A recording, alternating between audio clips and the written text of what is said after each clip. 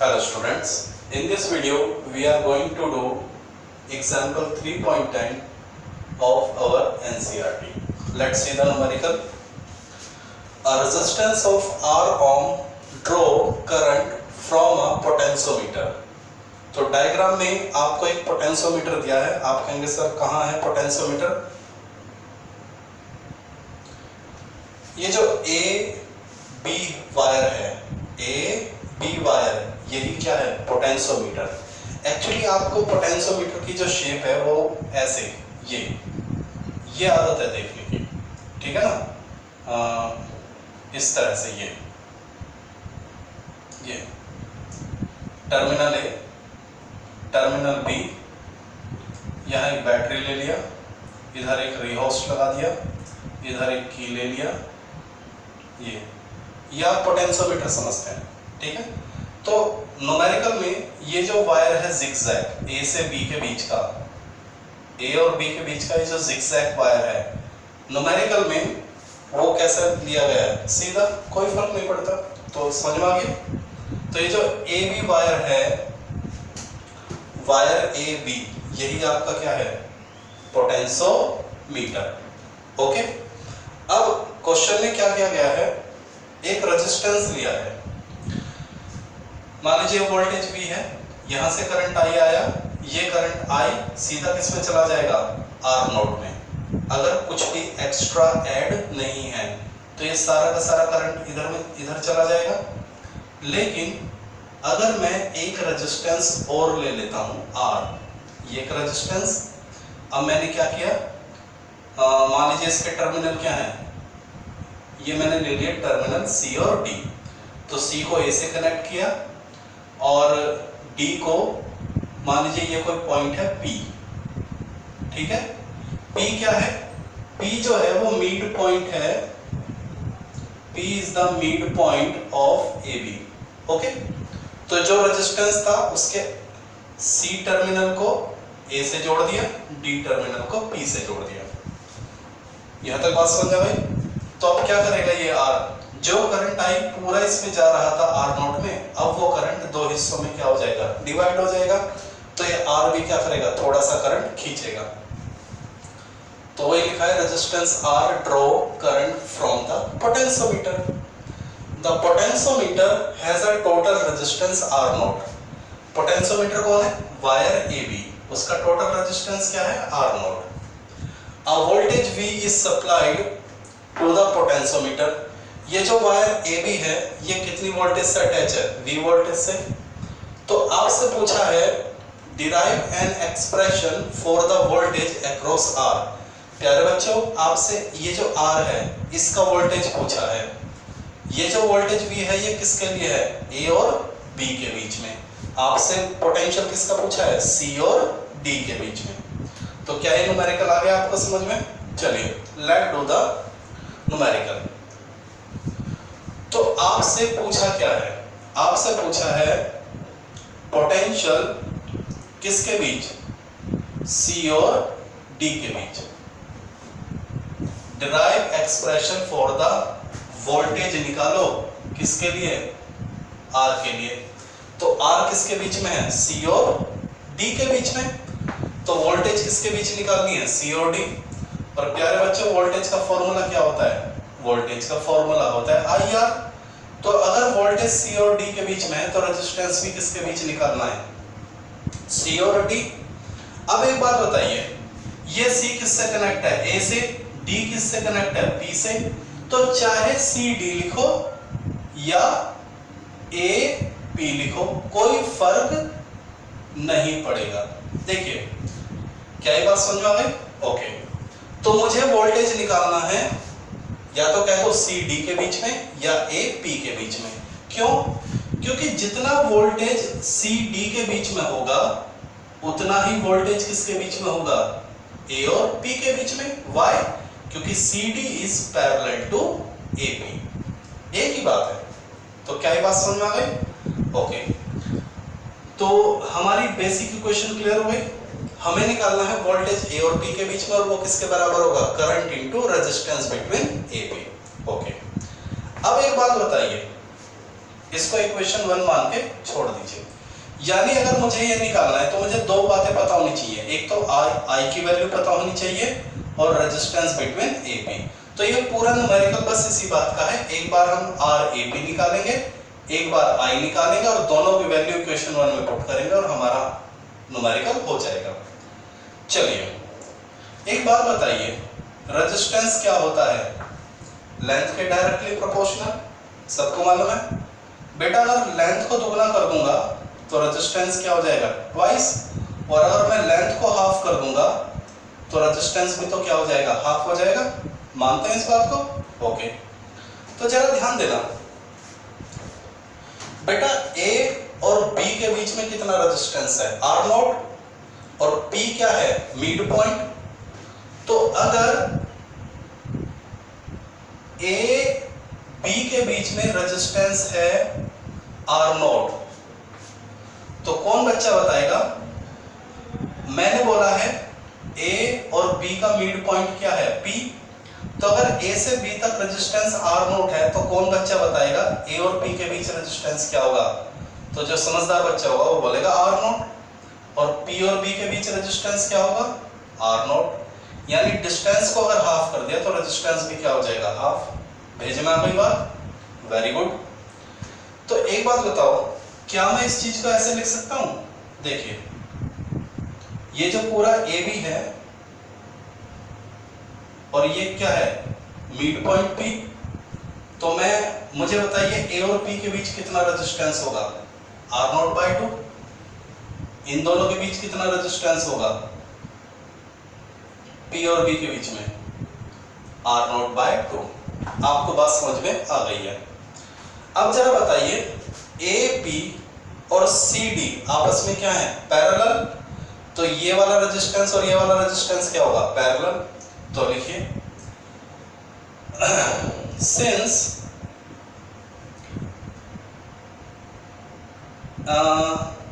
Are naught by 2 and r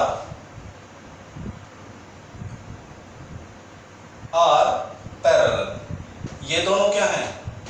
parallel. Let their resultant is, बताइए इन दोनों का resultant क्या होगा? मैंने कह दिया इन दोनों का रिजल्टेंट होगा आर डैश। इन दोनों का रिजल्टेंट क्या होगा? R dash. तो प्यारे बच्चों, अगर दो रेजिस्टेंस R1 और R2 पैरेलल होते हैं तो उनका आंसर क्या आता है? आप कहेंगे अगर दो रेजिस्टेंस R1 और R2 पैरेलल हैं तो उनका रिजल्ट आता है R1 into R2 upon R1 plus R2। तो R1 का काम कौन कर रहा है? R0 by 2। R2 का काम कौन कर रहा है? R। और टोटल रेजिस्टेंस क्या मान लिया? R dash. तो R डैश क्या हो जाएगा? R0 by 2 into R upon R0 by 2 plus R। समझो बात आ गई? इसको सॉल्व करेंगे तो R0 bye R0 plus 2R। क्या ये बात दिमाग में आ गई है बेटा? तो ये मुझे बताइए R डैश है क्या?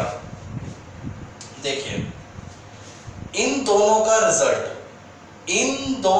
रिजल्ट R डैश है, तो यानी मैं इन दोनों की जगह अकेले R डैश को अप्लाई कर सकता हूं? बिल्कुल कर सकता हूं, क्योंकि उन दोनों का रिजल्ट क्या था? R dash. तो उन दोनों का अप्लाई ना करके मैं तो सीधा अकेला क्या लगा दूं? R dash. बिल्कुल बात बन जाएगी। तो प्यारे बच्चों, अब मुझे बताओ A और P के बीच में रेजिस्टेंस कौन है? A और P के बीच में रेजिस्टेंस कौन है? R dash. तो जरा ध्यान देना, आपको रेजिस्टेंस किसके बीच चाहिए था? A और P के। यानी resistance between A and P is equal to R dash, imply that resistance between A and P is equal to R naught plus 2R। कर लीजिए यहाँ तक। वीडियो में दिखाई दे रहा है? यस, वीडियो में दिखाई दे रहा है। तो बेटा मुझे ये चाहिए, उसके लिए ये तो मेरे को मिल चुका है। मैंने ए और बी के बीच का क्या निकाल लिया, रेजिस्टेंस। क्या था, आर डैश। आर डैश बोलो या रेजिस्टेंस बिटवीन ए बी। ये मेरा कंप्लीट हो चुका है। यहां तक कोई दिक्कत? चलिए तो मैं यहां रफली लिख लेता हूं, resistance between A B is equal to r naught r upon r naught plus 2r। ये मेरे काम आएगा आगे, ये मैंने रफली लिख लिया। चलिए यहां तक कोई दिक्कत? ये हो गया, ओके। अब मुझे बताइए, ये r डैश और ये r नोट बाय 2 क्या दिखाई दे रहे हैं? आप कहेंगे सर ये दोनों तो सीरीज में है, तो इन दोनों का रिजल्ट निकाल लो। देखिए, लेट r डबल डैश, इन दोनों का रिजल्ट मैंने क्या मान लिया, r double dash is the result of r dash and r naught by 2। ये दोनों सीरीज में है और इन दोनों का रिजल्ट मैंने क्या माना, r डबल डैश। तो प्यारे बच्चों मुझे बताओ r डबल डैश क्या होगा, इन दोनों का सम, यानी r dash plus r naught by 2। और बेटा r डैश की वैल्यू तुम जानते हो, r डैश बोलो या r ए बी। तो बताइए r डैश की वैल्यू कितनी है, ये रखिए, r naught plus 2r r naught by 2। चलिए एलसीएम लीजिए, तो यह आएगा r double dash is equal to, जब आप इसका एलसीएम लेंगे, 2r naught r plus r naught square 2r naught upon 2r naught plus 2r। देख लीजिए, इन दोनों की आपस में मल्टीप्लाई, इसकी इधर मल्टीप्लाई, इसकी इधर मल्टीप्लाई, ये आ जाएगा, okay. r double dash is equal to 2 और 2 कितना, 4 हो जाएगा, 4r naught r plus r naught square 2r naught plus 2r। देख लीजिए, तो इन दोनों का जो रिजल्टेंट है वो कितना आ गया, r डबल डैश। तो अगर r डैश और r नोट का रिजल्ट क्या है, r डबल डैश, तो मैं तो ये कहूंगा इन दोनों को अप्लाई ना करके मैं तो एक single result r double dash लूंगा। बात तो वही है भाई, r डैश और r नोट का रिजल्ट क्या है, r डबल डैश। तो इन दोनों की जगह मैं इसको अप्लाई कर सकता हूं या नहीं, बिल्कुल कर सकते हो। तो देख लीजिए बेटा, यहां तक हो गया आपका, ओके। Is this done? चलिए, तो इक्वेशन 1 को छोड़ के मैं जरा, इसकी जरूरत अब मुझे नहीं है क्योंकि ऑलरेडी इसकी वैल्यू मैंने लिख लिया, जब मुझे जरूरत पड़ेगी तो ये मैं मिटा देता हूं, ओके। ये अभी ठीक है, इक्वेशन 1 भी आपने लिख लिया होगा, चलिए इसको भी मिटा दीजिए, ओके। जरा इस सर्किट को देखिए, बहुत ही सिंपल सर्किट है।